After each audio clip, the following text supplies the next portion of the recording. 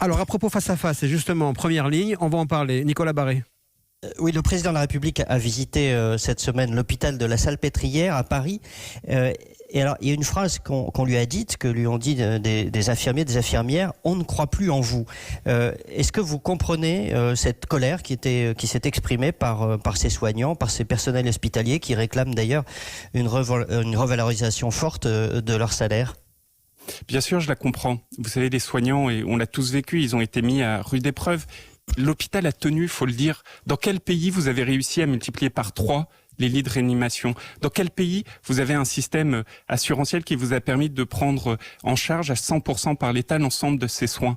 Je crois qu'il y en a peu. Je ne sais même pas s'il y en a d'autres que les infirmières également ont parlé de quel pays, en disant dans quel pays les infirmières sont aussi mal payées et l'état de l'hôpital est-il aussi dégradé? C'est ça le point, c'est que pourtant, en même temps, vous avez un système hospitalier où les rémunérations sont beaucoup trop faibles.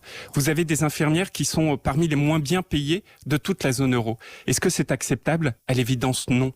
Est-ce que ça veut dire qu'il faut agir vite? À l'évidence, oui. Et je crois d'ailleurs, c'est ça que le président de la République a annoncé lorsqu'il s'est rendu encore à la Salpêtrière vendredi dernier, avec ce plan de revalorisation, d'abord des salaires, mais aussi des carrières de l'ensemble des personnels hospitaliers. Mais Nicolas Barré.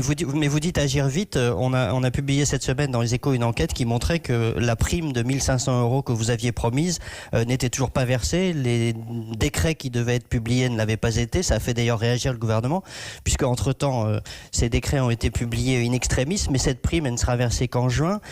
Par ailleurs, les soignants réclament de se faire payer des heures supplémentaires. Ils ont un mal fou à se les faire payer.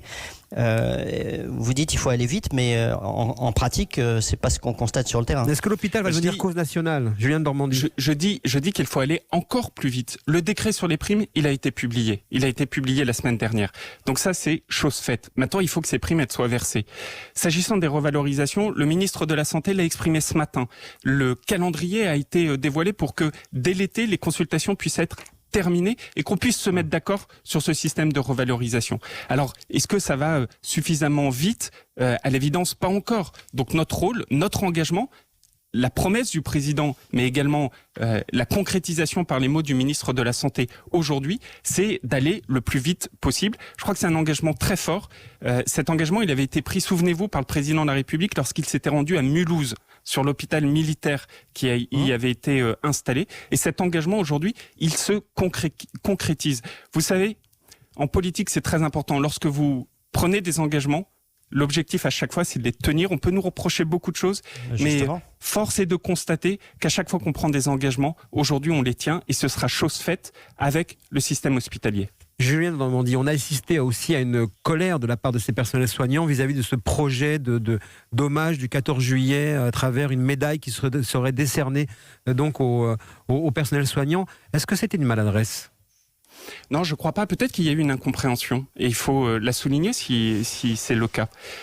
Il faut toujours différencier ce qui est de la reconnaissance et du remerciement.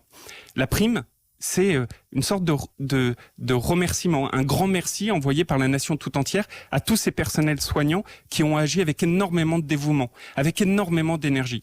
Et puis il y a le temps de la reconnaissance. Dans un grand peuple qu'est la France, la reconnaissance, elle est importante. Cette reconnaissance, elle prend la forme, par exemple, de ces médailles honorifiques.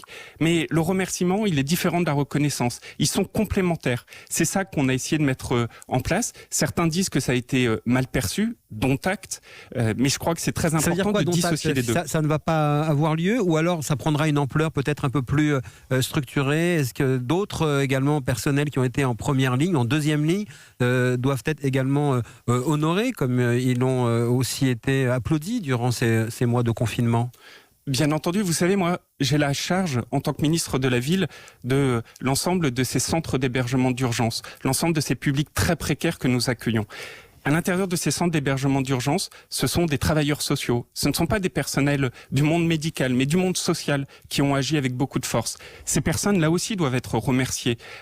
D'ailleurs, ces personnes-là auront aussi une prime. Je l'ai annoncé, je vous le confirme, ces personnes, ces travailleurs sociaux auront aussi une prime. Mais évidemment, au-delà de ce remerciement, cette reconnaissance de la nation, elle est également nécessaire. Nicolas Barré.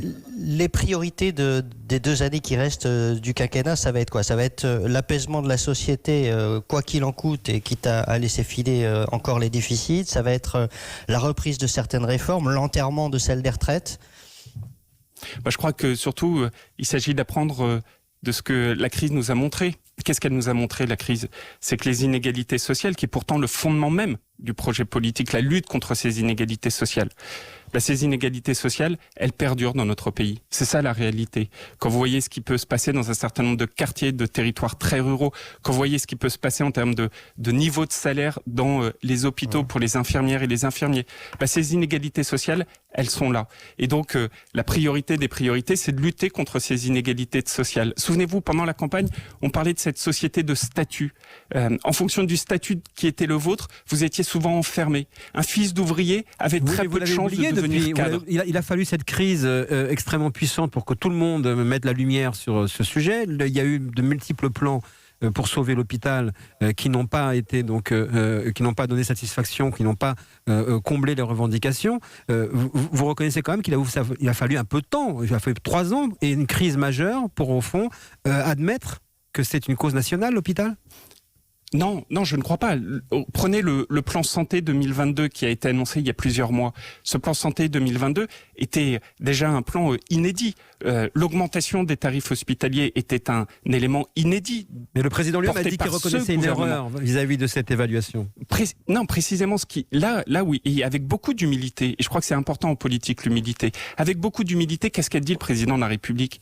Il a dit que ce plan n'a pas été assez rapide. C'est un plan qui aura des effets dans les 5 ou les 10 prochaines années. Mais ce que nous a montré la crise, c'est que l'urgence, elle était bien supérieure. Et donc la crise, moi je pense qu'elle refonde aussi notre lien avec la temporalité. Cette temporalité de l'action politique, de l'action publique. Il faut agir plus rapidement. C'est ça l'enseignement principal. Et moi ce que je trouve formidable, c'est que pendant la période, vous savez, en 2 mois, on a réussi à faire des choses qui parfois prenaient des mois et des mois, voire des années à être mises en place. Et si j'ai d'abord un premier enseignement à tirer de toute cette crise, c'est comment l'action publique, l'action politique, quelle que soit la couleur, que vous soyez de gauche, de droite, moi je travaille tous les jours avec des personnes de bords politiques différents. Mais pendant la crise, pendant cette période inédite, on a réussi à faire des choses en quelques semaines qu'on mettait auparavant des mois à faire. Et c'est ça le principal enseignement. Agir, c'est agir rapidement et c'est agir avec détermination. C'est ça que nous devons faire encore plus fort. Et ça a prouvé qu'un gouvernement agit toujours sur la contrainte.